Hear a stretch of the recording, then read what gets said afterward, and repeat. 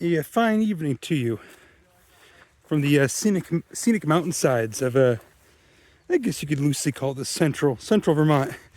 We're in a nice burned blueberry barren here. Been at it all day, seen some really truly fascinating and wonderful things.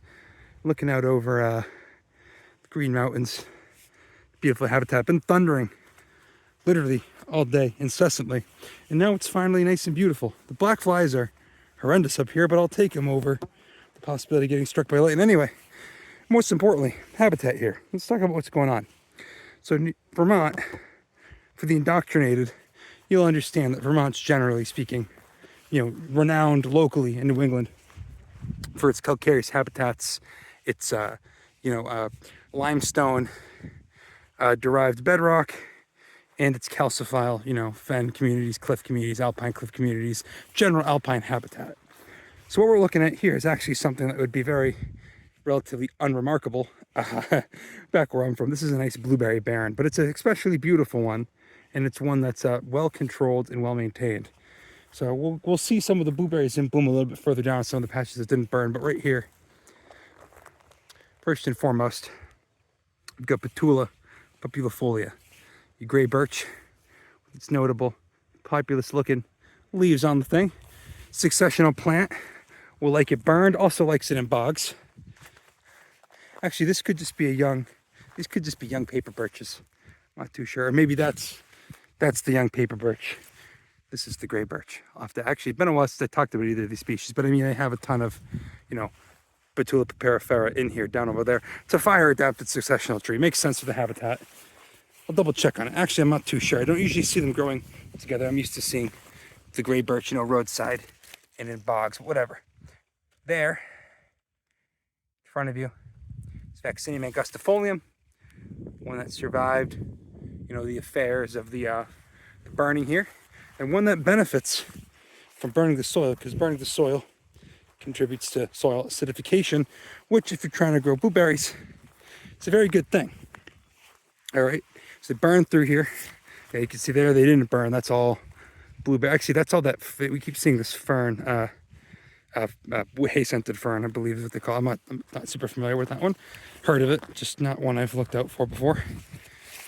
But all these through here, not dead, just got knocked back enough not to, just to set them back. So Vaccinium angustifolium, I'm guessing in a habitat like this where we are, the soil here is probably not super thin, but they've done a good job acidifying it. What's going to happen is you're going to have, a successional growth come in, which is a lot of what this, these birches down below. They've got poplars, amelanchers, cherries. It's what a lot of them, come up in, but then they crowd out what's underneath them, and generally speaking, contribute to the successional turnover of the woodland. So this looks like this, but if left unmanaged, it will begin to look like that. So yeah, there's a nice Betula papyrifera right there, paper birch, nice mature one. So down in here, we're gonna look at some other stuff. We're gonna walk and talk because we're not on a time crunch, but I'd like to be, again, considerate. Get some nablus in here. Where'd the nablus go? We were talking about this. No way to know right this second what species that is, but it's a nablus. I can tell you that because the basal flowers are very distinctive. There's potentilla everywhere. Probably just a common one, cinquefoil. Nothing too crazy. I'm trying to find a better patch of the blueberries to get into. God, the black flies are really bad here. So it's just been raining,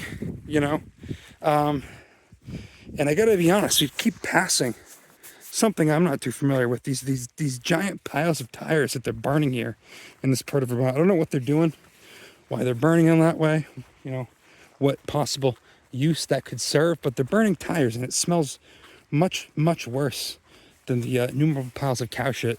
One also passes. The piles of cow shit are down here scenic compared to what they're doing with these tires.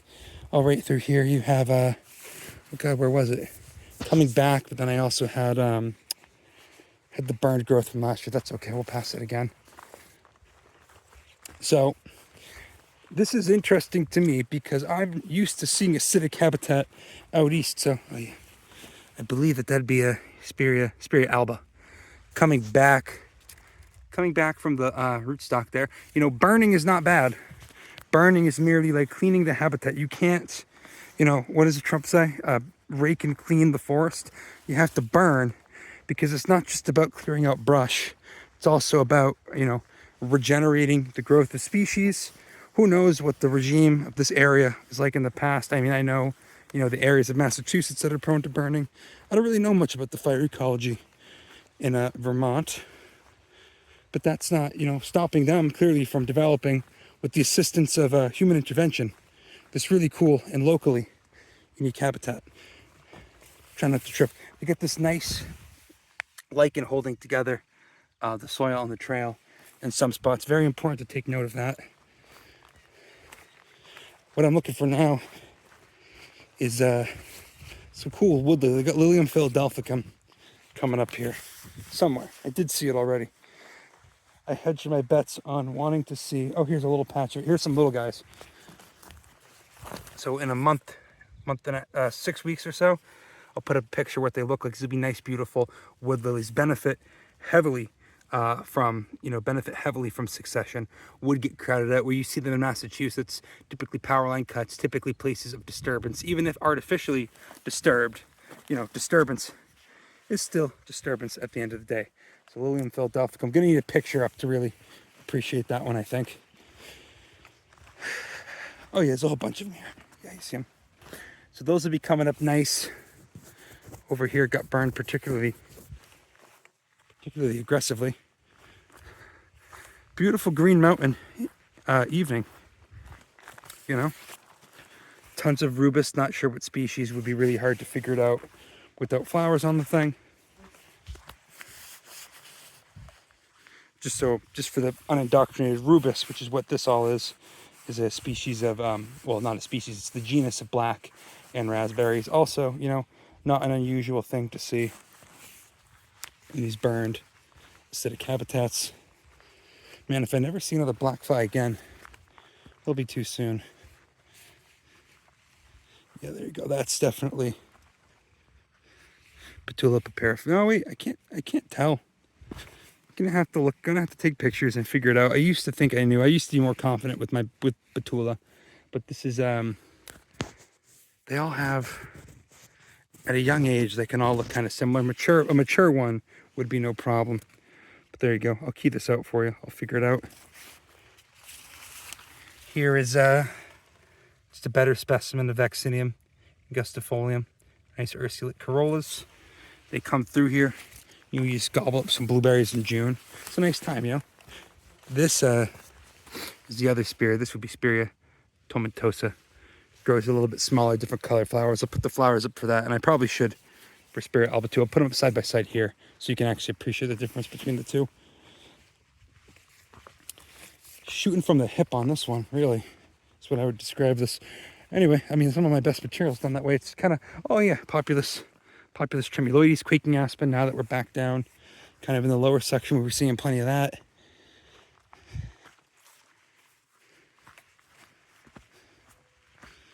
Go choke cherry, Prunus virginiana, notable for that acuminate tip, and the actual racema flowers is another Prunus that we're going to see, aptly named the fire cherry, down near the down near kind of the entrance to the habitat here. Shoot from the hip. Do a series of short videos, because honestly, I just don't like to, when I'm by myself, I don't care. I'll take my sweet time. I'll do whatever I want. Don't like to annoy companions with my silly nonsense.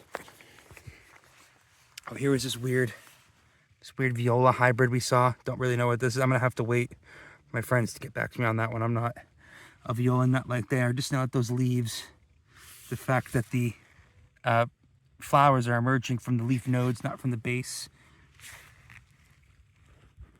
and the spur on the thing are all highly unusual. So likely a hybrid. They're, you know, getting really into, some of my friends here are getting really into the violas. Not my cup of tea, but hey, I'll take in any information that people are willing to offer up wholeheartedly and with enthusiasm. Anyway, I kind of just wanted to show you Prunus pennsylvanica on the way out here. Yeah, you can see they burn in patches, but oh, is that Clintonia? That's Clintonia borealis down in there. That's cool. Hey, we didn't see that coming in. Oh yeah, sure enough, in bud. Clintonia borealis, blue bead lily.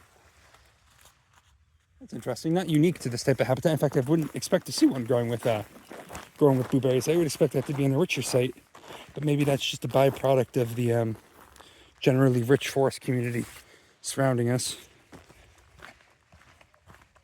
Could put the stabilizer effect on this, but I think people, because this is also a really public area. Like, this is a well-known little pseudo preserve they've got here. People are free to come through, pick the blueberries. I don't think there's anything particularly rare. Just the idea of this place existing is what was particularly fascinating to me.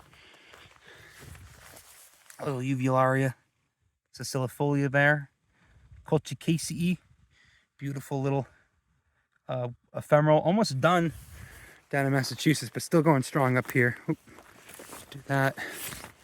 I swear to God, where did they pass? It was down near the entrance. That I did spy a, oh, I went down too far. That's okay. I'll work my way back around. Maybe I didn't go down far enough. No, I did not go down far enough. I didn't realize how high up in here we came. Lost in the blueberry barrens. That's what we'll call this one. So, burning habitat doesn't just, you know, destroy things and clear away brush. If you're a fire adapted species, what a fire does, clears away your non-fire adapted competition. Get off my lawn. You don't belong in a fire dependent community if you can't hack it, if you can't come back from fire. And that's their right to say so. I get it. These are some nice nice populace right here. Say the Casey, same family as willows.